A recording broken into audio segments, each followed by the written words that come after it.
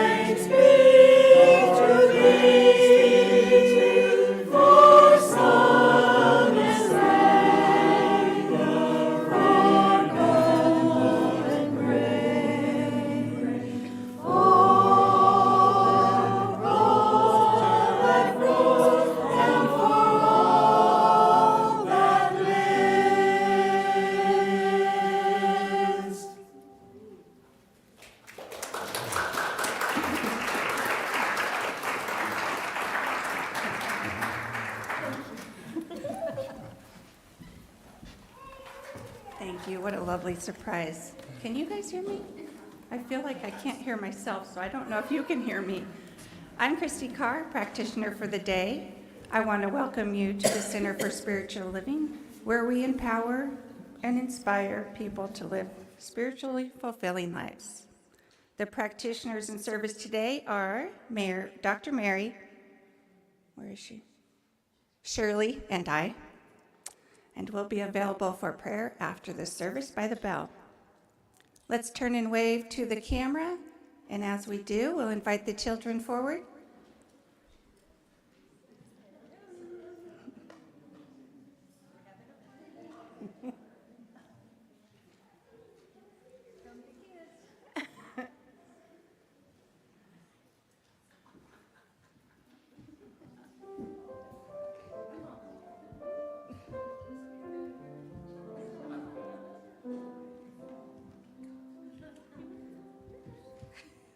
On the face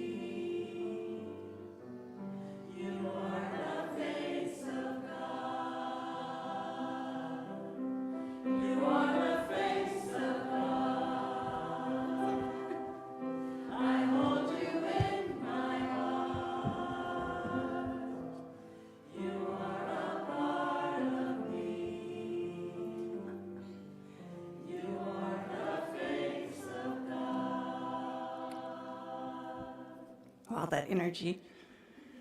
I'd like to thank all the people in service today. Marty at the board desk, Lindy and Joey at the soundboard, Jill in the bookstore, the kitchen cookies, Shirley and Bill, and the ushers are Ronnie and Doug. Thank you. Please silence your cell phones if you haven't done that already.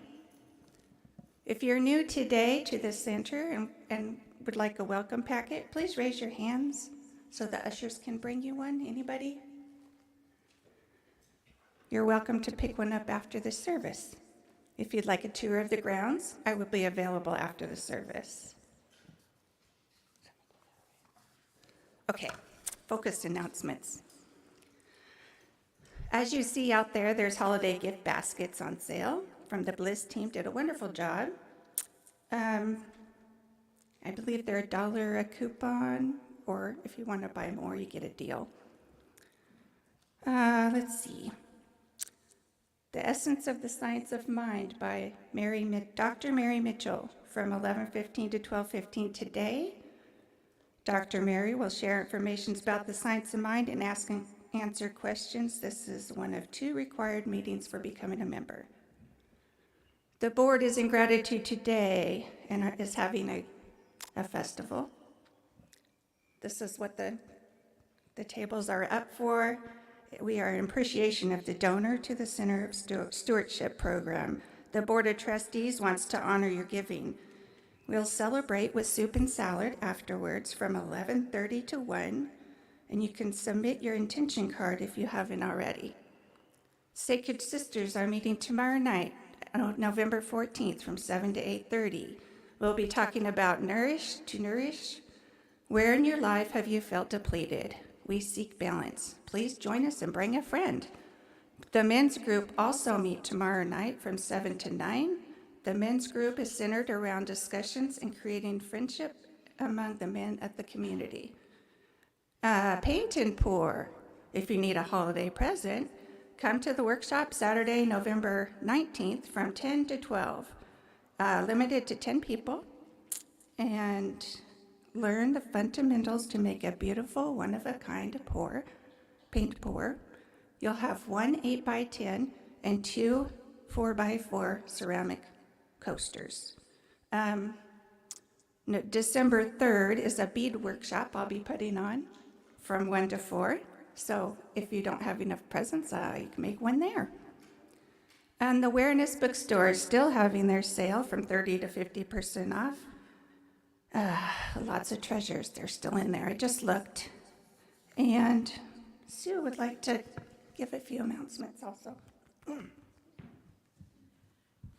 Good morning, it's so much fun. Are you just like out of place? It's so much fun. I couldn't wait to watch people's faces as they're walking in. But what? Is it Sunday? Is there a party and I wasn't invited? And I showed up? Yeah, you were all invited. It's our Gratitude Festival Day, and that right after the service, that's what's happening with soup from the board and goodies to eat and music to listen to from Danny Castro. It's just a party of gratitude and love. So, and it's the last day we're going to be speaking about the stewardship program, but that is what I want to really give my gratitude for the many speakers that came forward during last month to share why they come here, why they choose to belong. And we hope that if you're relatively new, that you feel that spirit and you make that connection today and come up and meet new people and share bread together and soup and salad. That's what this day is all about. Linda's back there. If you're part of the pledge program, stewardship program, you can get a little bag from her. And there's cards to fill out if you think, yeah, I want to make a donation once a month or annually. Yeah, there's those bags. Look at them. She's modeling it there.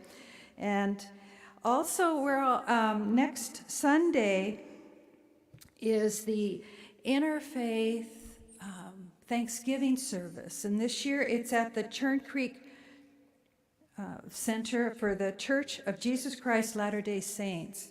That will start at 6:30 in the evening. So there's many different faith paths that will be presenting that night, and some of you are going to be singing, right? There's a international or interfaith choir, international interfaith choir. So we look forward to having that opportunity to express gratitude with the rest of the Reading community. And that's all I'm going to say. I'm going to go sit back down.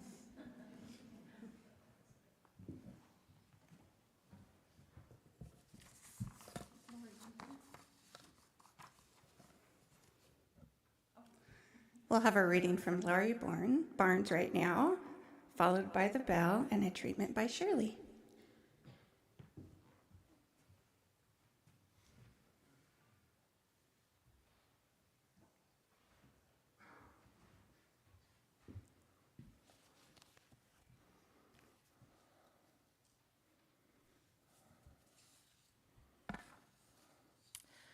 Earnest Holmes' wisdom on today's talk. All are rooted in the one life.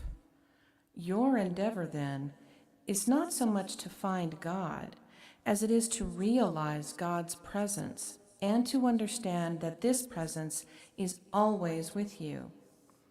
Wake up. Your word is all-powerful. Your consciousness is one of omnipotence. Your thought is infinite. Your destiny is eternal, and your home is everlasting heaven. Realize the truth. The kingdom of heaven is that place within ourselves where there is universal and individual peace at all times, peace that holds no doubt of our abiding good and wise divine protection. A story to contemplate. A man found a cocoon of a butterfly. One day, a small opening appeared. He sat and watched the butterfly for several hours as it struggled to force its body through that little hole, until it suddenly stopped making any progress and looked like it was stuck. So the man decided to help the butterfly. He took a pair of scissors and snipped off the remaining bit of the cocoon. The butterfly then emerged easily, although it had a swollen body and small, shriveled wings. The man didn't think anything of it and sat there, waiting for the wings to enlarge to support the butterfly.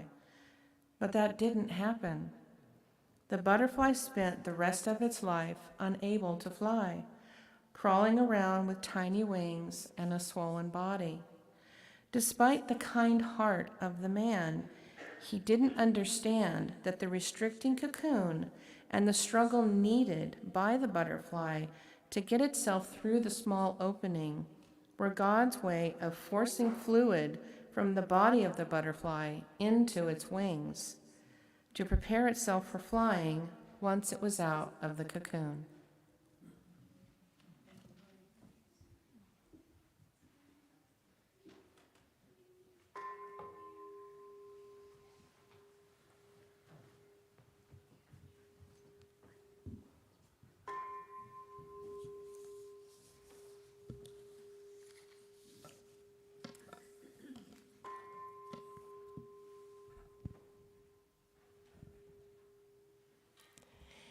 Please join with me in knowing there is one presence, one power, one everlasting love.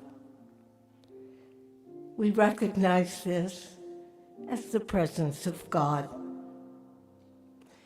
And we understand that each of us is a reflection of that divine presence. God's life is our life, right now and forevermore. We are at home with the divine, experiencing peace, wisdom, and joy. Our hearts and minds are open. We use the creative principle and we affirm the goodness that we see all about us. We listen as divine intelligence guides us, and we find support through God's love and wisdom. Home is where the heart is, and we reflect this with wholehearted caring for those who are dear to us. Grateful spirit is always within. We release our word, and together we say, and so it is.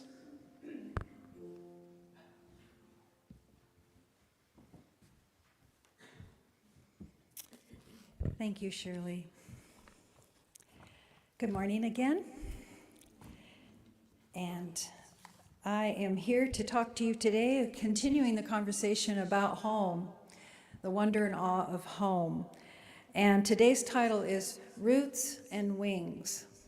I'm just curious, what does that mean to you? I didn't know what to say. Give me some hints. Roots and wings. So this is what I found out. This is what the Dalai Lama has said. Give the ones you love wings to fly, roots to come back, and reasons to stay. There's also a Jonas Salk that said, good parents give their children roots and wings, roots to know where home is, and wings to fly away and exercise what's been taught them. So you can see that begins to shape the message that we're going to share today. And I'm going to go off topic just a little bit during the message, because I recognize the ideal home, the ideal parent, the ideal child. That's not always the story. So when we look at that hope that we can give to our children, these roots and these wings, that they can grow with this idea of having this empowerment in their home, we reflect on these ideas and recognize how important it is for every child to feel safe and to feel home, to feel safe and secure in home.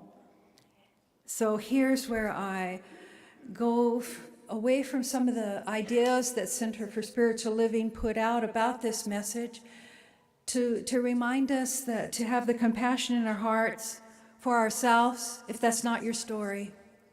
I'm not here right now to poke pain at that, but to give you an outreach of a hand to let us create home for you here in community.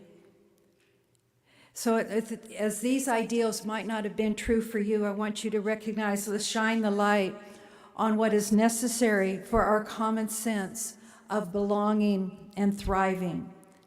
If we want to heal our roots of belonging and upbringing, the first place we start is in our own heart, where your true home is anyway, right? It's in you always. We often tend to think we need to point outside of ourselves, but the true healing happens that magical moment when you realize it was with me all the time. It signals to us when we're safe and encourages us to be our true self. We know that feeling. That's when we belong to the heart. We belong to the unconditional love that we find within our own being.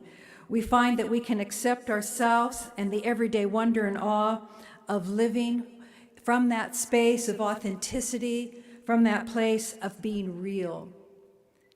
So rooted in the nature of our own being is how I turn this message back upon us, empowered by a divine sense of something greater.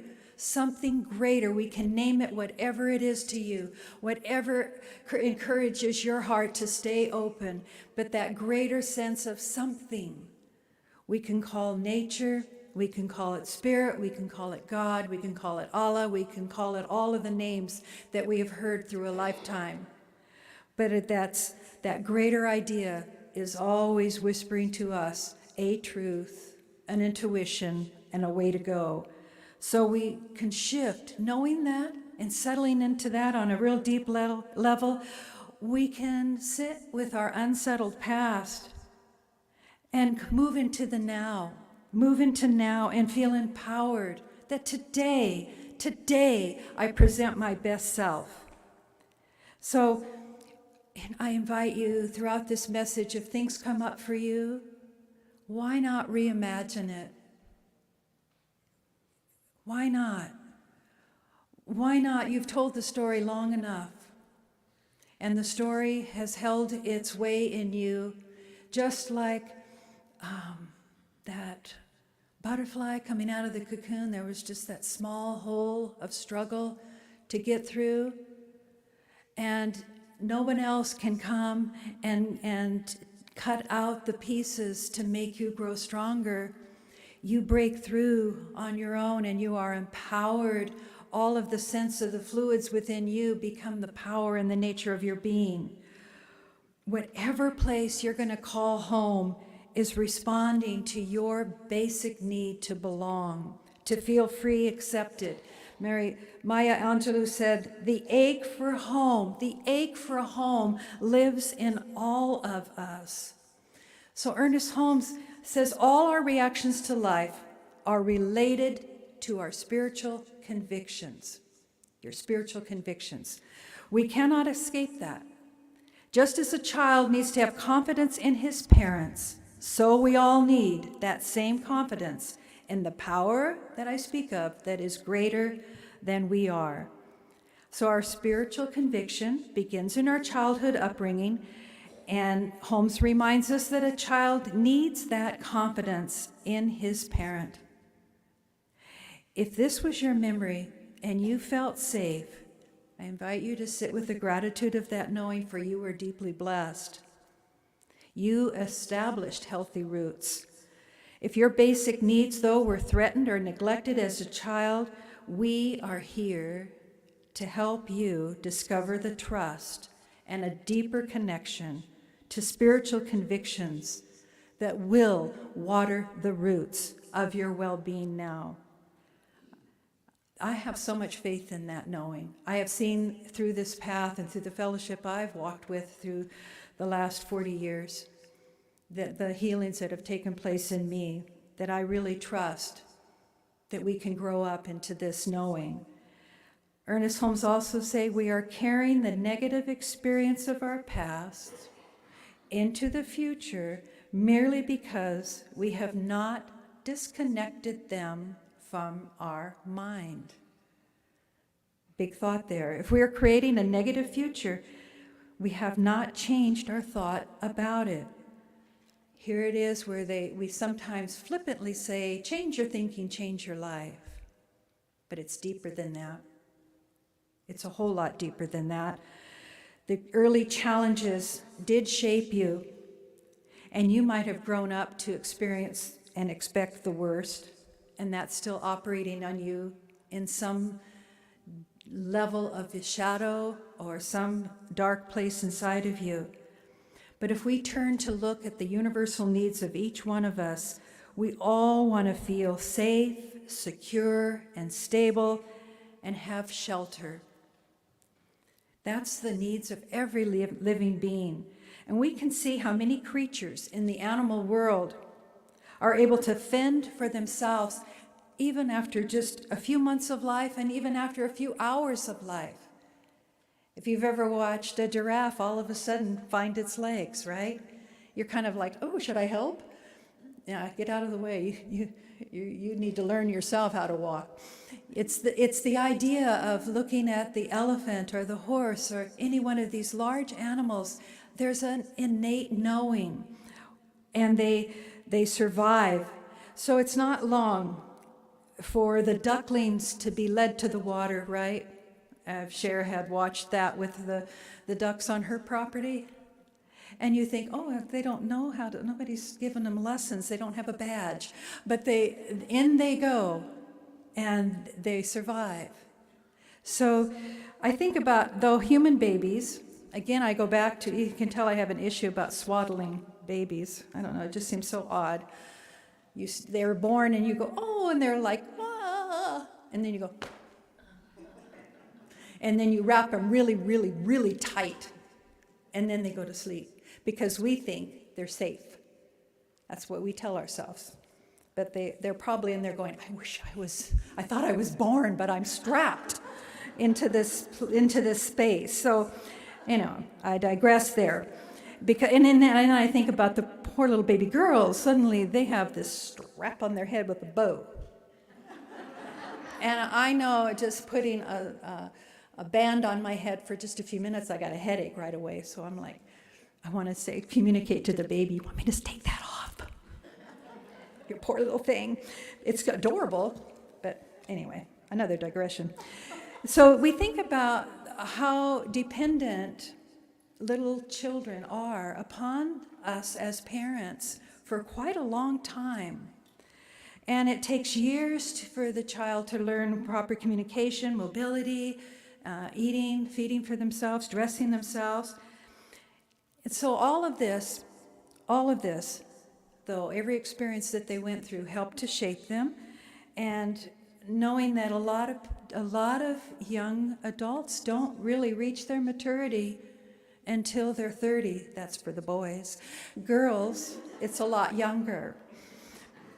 But the self-reliance is something that's going on all the time as they learn more and more how to water the seeds of their upbringing to benefit them.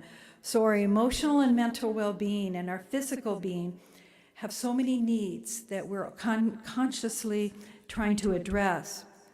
So I know each one of you can feel the sense of security, and I bet it was even just a little bit shaken when you walked in here. That's how simple it can happen. The chairs are different. I usually sit in the same place at the same time every Sunday. Somebody's in that spot. I want to go home. Well, too bad. So the sense of security, bonding, we know the bonding of the baby to the parent, forming these attachments to the prime caregiver, that child, that baby will develop gradually the confidence to step out on its own. But usually those first few moments of stepping out on the own was a parent on the other end with the arms outstretched, right? I'm right over here. Come to me. I'll hold you. That's the security, just an arm's reach away. That's why you're all crowded in here. You're just an arm's away from each other. You have each other. So I want to share a story that's a little tough to hear. But Shirley and I discovered this in the Sage Workshop, and it's a story from James Hillman that he shared about a father who was trying to teach trust to his son, and it's in an essay called Betrayal. And in it, Hillman tells the story of a father who was teaching his son courage by having him jump down from progressively higher stairs, promising to catch him each time. The boy jumped, the father caught him. The boy jumped, the father caught him again. The boy jumped, he caught him again. Finally, the boy jumped from the very highest step, but the father moved back. And the boy fell on his face, and as the young one picked himself up, bleeding and crying, the father said, "That will teach you never to trust, even if it's your own father." Now oh my God, that's one of those stories. So then I start to look at society, and I'm thinking, who had a father that taught that level of trust? Who out there, they're operating with this wound, but it's what they know. And I see that the father, in his way, thought he was doing something good for the child to teach trust. So I look deeply into that and see we need to tend to that. If that is a story in any way linked to something in you, the opportunity to reinvent that relationship now with trust is what is important now, to emotionally repair and get your roots dug deep into the ground, into the soil of the divine, to know that this change can happen for you. We can imagine in our own timelines of life those major opportunities where we faced challenges to our spirit. We had a role model that was positive and loving, that was helpful. And we grew up through some of our challenges, getting to feel secure and worthy of love. But to some degree, there was others of us that formed varieties of insecure attachments to caregivers, and sometimes that left us clinging and frightened, and sometimes we formed a shadow need inside of us. Some of these patterns very unhealthy, but we had no modeling of anything else. So I point back, those dysfunctional roots are roots of our innocence. So as we, though, develop and try to reestablish, reinvent, reimagine healthy boundaries, we can find that consistency. And many, many learned from these experiences, and they were survivors. But if as a child you did not feel safe, and when you test your freedom, you realize that if there's rigid boundaries around you, that only causes more anxiety, more opportunities to feel the isolation and the shadow dominating. So think about, as you grow up, all the sorts of dysfunctions that might have happened in your life, and allow an opening, a small opening in your heart for the forgiveness practice that only you can dictate. So we understand that we are here to learn that place of trust, that place of faith. And if we go back to the story of the little boy and the father, we realize that what Connie Zwig follows that with an understanding. She said that Hillman explained, we can be truly betrayed only where in a place of absolute trust, when we're first in that place. So that little boy was in a place of absolute trust, absolute. Then it shattered. Then he was betrayed. And that can usually happen with brothers, sisters, moms, dads, etc. And then wherever this innocence has placed its greatest love. So let's open our hearts to compassion and feel that the father's betrayal to his son, that needs to be healed as well. And that's the father's promise that he broke to that child. But as we continue to dive deeper into our heart space, where's my compassion for humanity? Who else is walking with this story of tragedy in their heart? Let us be bold enough to keep the heart open and to shine the light of awareness, to allow ourselves to put everything in context. Yeah, I think that father was a jerk. But I also know that his act being a hideous act of a teaching, he was trying to do something important. And so we can't deny that happened, but we can move past it and allow, the light of our deeper awareness and our deeper knowing to cast it upon that shadow. And feel that as I sit in the quiet nature now of the divine presence, my mind becomes very quiet through the heart breathing. I invite you there. Feel your heart getting more calm in an assurance that you're in a safe place. Any wounds that were inflicted upon you by a severe teacher, you allow that story to be revealed, the voices of that. You can sit with that. You have the courage to sit with that because you're in a safe place. And you get very, very clear, I am the innocent one, and someone hurt me. You were powerless, and you were justifiably in a place to now blame and hold a grudge, yes. But now look beyond. This is what Holmes continued, and all New Thought teachers Wise teachers keep telling us, look beyond the story to find the truth of who you are, to find your power and your strength, to find your wings to fly.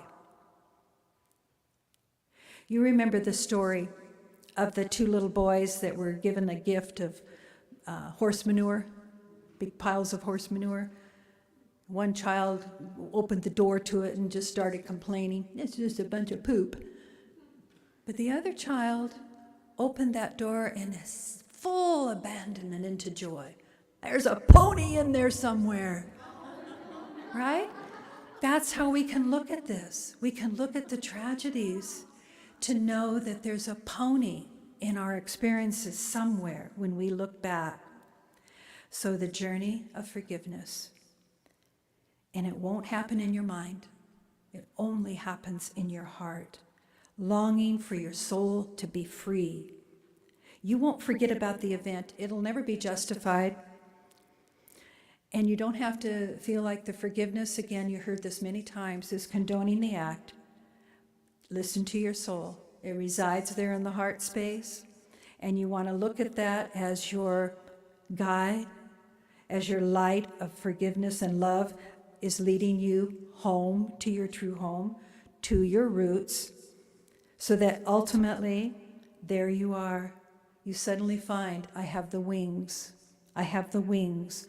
I have allowed myself to be squeezed by this story enough that I am empowered with a grace to fly. So encourage the heart, encourage your heart to be filled with compassion and allow an understanding of the unskilled ways of others. Just an understanding is all. In her book, Braving the Wilderness, Brené Brown says, belonging is the innate human desire to be a part of something larger than us. Because this yearning is so primal, we often try to acquire it by fitting in, by seeking approval, which are not only hollow substitutes for belonging, but often barriers to it. Because true belongings only happen when we present our authentic, imperfect self to the world. Our sense of belonging can never be greater than our level of self-acceptance. Brené Brown is, I think, one of the wisest teachers we have in our lifetime to help bring us back to venture into exploring who we are on every level and who has been in our life, only to find our authentic self there, and knowing that home will be a safe place to land. So as Judy plays, I want you to just to go into a few moments of visioning for yourself. Clear away. You already know the story, so you don't even need to begin there. You begin at the place. What is a happy, healthy home? What does it mean to me as I prepare for holidays that celebrate this with gratitude? With whom do you live?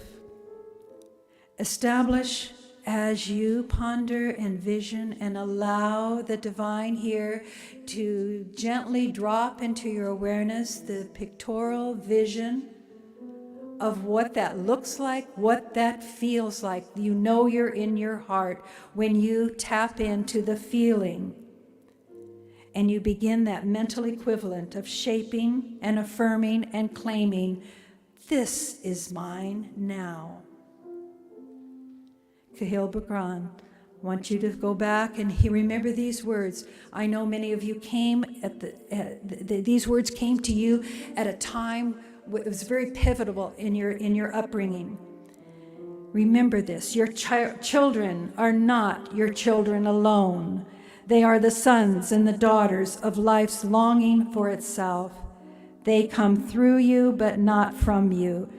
And though they are with you, they belong not to you. You may give them your love, but not your thoughts, for they have their own thought. You may house their bodies, but not their soul, for their souls dwell in the house of the infinite. You may strive to be like them, but seek not to make them like you. It's important. For life goes not backward, nor tarries with yesterday. You are the bow from which your children, as living arrows, are sent forth. Go deep into that knowing and feel safe. Feel safe in this space. Call forth the wisdom of the divine to spread your wings. Feel the longing inside of you to take flight, to have the courage to let go of what has been and the faith to watch yourself fly. Knowing that there is a guidance and a truth inside of you that as you gently turn to that is in my true home. You can feel that knowing at the depth of your soul. And from Deuteronomy it says, like an eagle that stirs up in its nest, flutters over its young, spreading out its wings, catching them. Let us know that as we enter the holiday season with such assuredness, with such confidence, with such love for ourselves, that we have each other and that we have a way to reach out and know a greater idea as we establish that mental equivalent and we hold true to it. I give thanks for this teaching, for the ways that it continually supports us in an empowerment of our truest, deepest soul self. Thank you, God. As we break bread in a few moments together, we celebrate, think about it, we are celebrating authentic, real people who are willing to have the courage to be who they are. I am so privileged to stand with you. Thank you, God, and so it is. And our choir to bring us to our heart even more.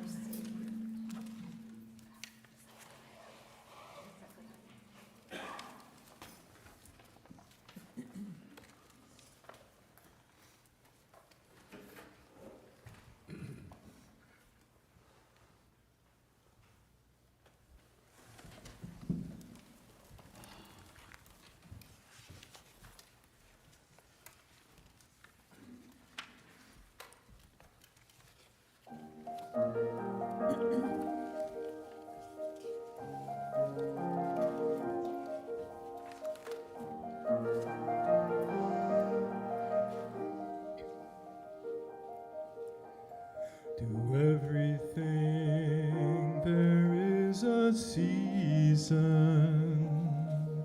To everything there is a time. For every purpose under heaven, there is a time, a proper time.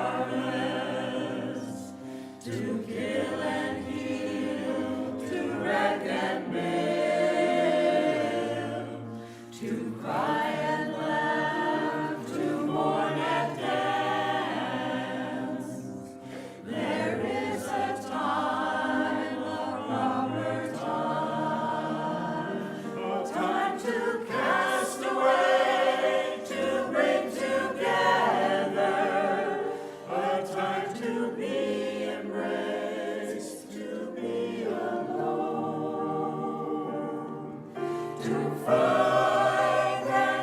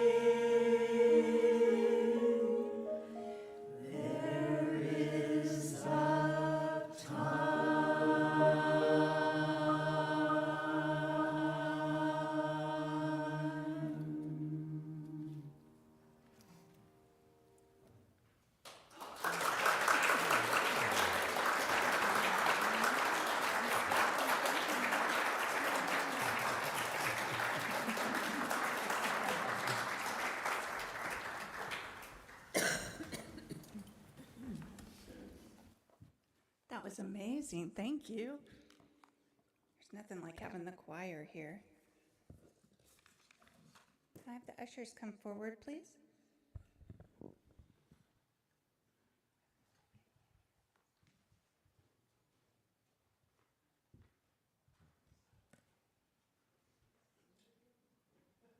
Finding their way.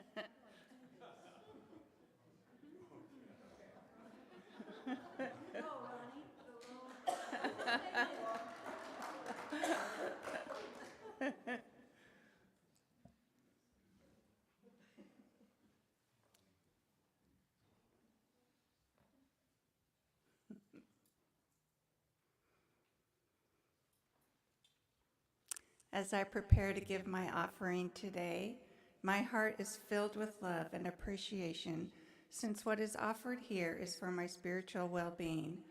I am filled with gratitude, knowing life stays in balance, for as I give, I do receive.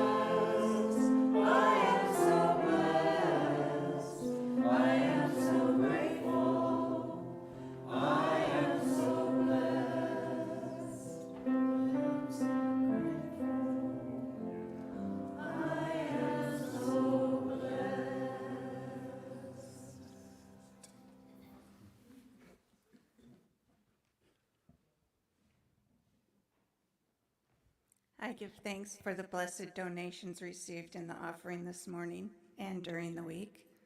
I know each dollar supports the spiritual family in many ways as we grow together, pray together, and give thanks for all the center has been blessed with today and always. And so it is.